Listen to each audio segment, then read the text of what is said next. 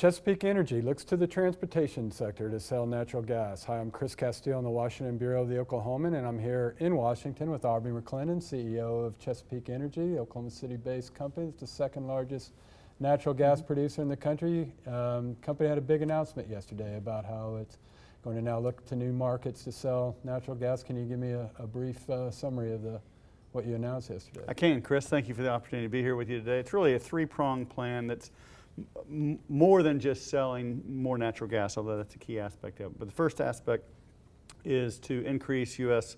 oil and natural gas liquids production by 3 to 4 million barrels a day. That's on top of the existing 8 million barrels a day. So I think it's possible, using the same unconventional techniques of finding unconventional oil like we found natural gas, that we can increase the supply of oil and natural gas liquids in the U.S. by as much as 50%. So that's the first thing, and that's kind of the here and now. Right. It's happening today. The second is an intermediate plan, which is to move America's heavy truck industry, transportation industry, off of diesel and onto liquefied natural gas. And to accelerate that transition, we've agreed to invest $150 million in Clean Energy Fuels, Inc., which is a company founded by Boone Pickens, a public company.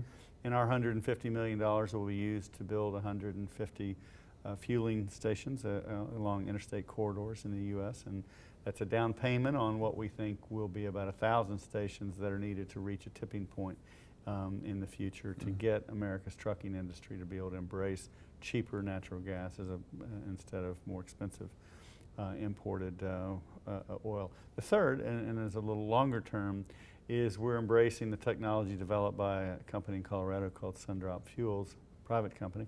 We're investing $155 million for a 50% equity stake.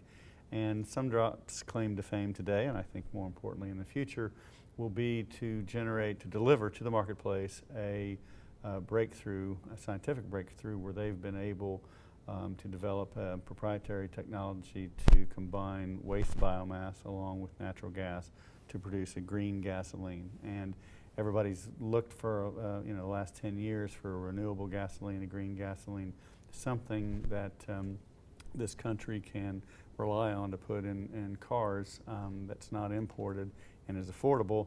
And we think Sundrop has found the right technology to do that. So it combines two big resources that America has in abundance, and that's biomass and natural gas. And the combination of those two with their proprietary technology, I think, gives the promise of being able to have real significant quantities of green gasoline introduced into our fuel system in the years ahead. It's interesting. It's a $1 billion plan over 10 years to do what you and people like Boone Pickens have talked about for a long time, which is weaning the country off foreign oil, especially OPEC oil. And I wanted to talk to you for a minute about the refueling thing. Sure. Boone Pickens has said many times that it's kind of a chicken and egg thing. We've got the Nat Gas Act that's been in Congress for a few years. Right. That would provide tax incentives to build and buy natural gas vehicles, large ones, particularly Pickens' interest. He's always said, build the trucks and the refueling stations will come.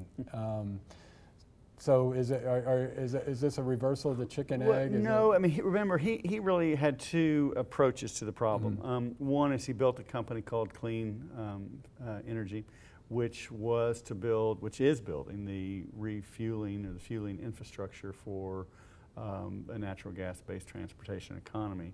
The Nat Gas Act was really geared more towards, as you mentioned, giving incentives for heavy trucks to be purchased by shippers and then to be refueled across the country.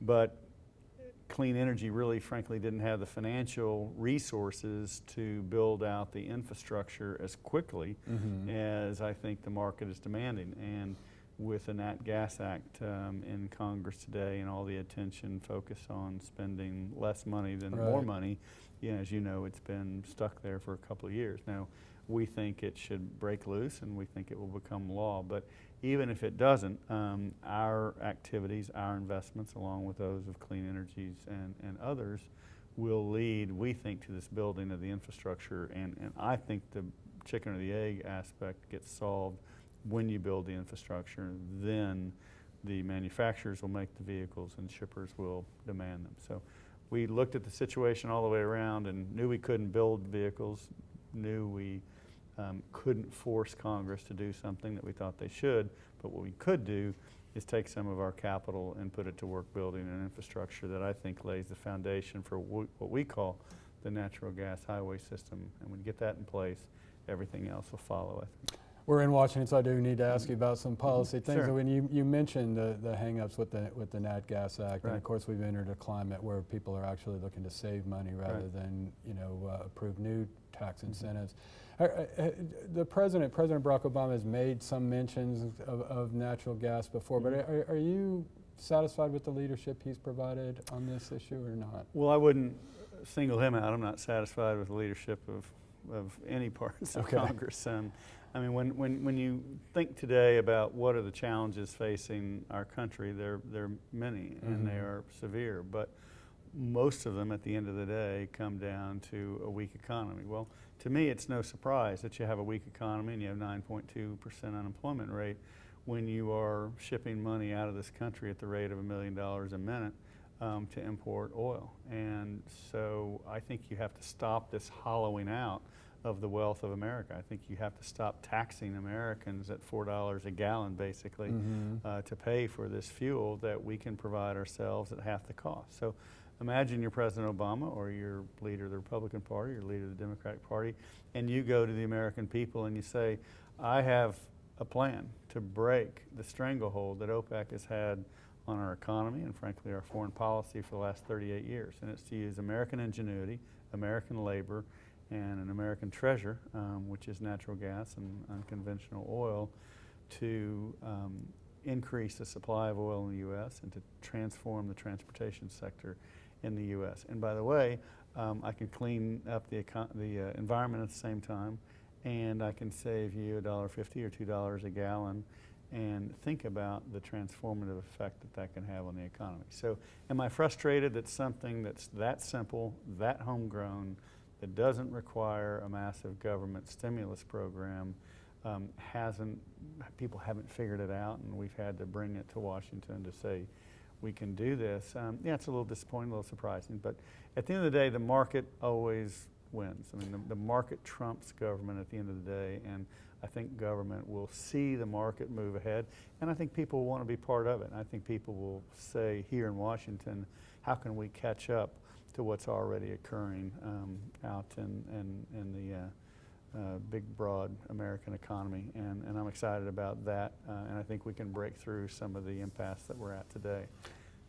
Let me just switch gears Sure. for a second on natural gas. In Washington, obviously there used to be a big concern about the EPA getting involved with hydraulic fracturing. Right. Of course, the EPA is doing a study which is crawling along. Right. It's supposed to be still about 18 months away. Do you see the states now as the biggest challenge in the whole hydraulic fracturing debate? I wouldn't really characterize it as a challenge so much, Chris. It's just I think the states have stepped up to meet their responsibilities, which is to balance a number of priorities, some of which are sometimes competing. But I'm generally satisfied with the steps that states have taken to tighten the regulatory agencies and to fund them with more inspectors. And we're a company that prides itself on the way that we execute our business. But our reputation can only be as good as the worst player in the industry. So I'm always in favor of a regulatory framework that provides a level playing field, but also requires that companies at the bottom pick up their game as well. And I think that's happened. And so when I look across the regulatory landscape, I think about states like Texas and Wyoming, Arkansas, Oklahoma, Pennsylvania as well, that have made great strides in assuring people that they are overseeing our industry with rigor, with fairness, and recognizing at the same time the benefits of what we do are broadly distributed throughout the economy, and that they should not only regulate us, but I think at the end of the day provide some certainty so that we can plan our businesses out in the future. Today, when we take on new projects, it may take us 5 years to get those projects from off the drawing board to in full swing. Ms. McClendon, thanks so much for Okay. your time. I really Chris, appreciate it. Thank you. Take Appreciate care. it. Thank you. Look for more on this in the Oklahoman on newsok.com.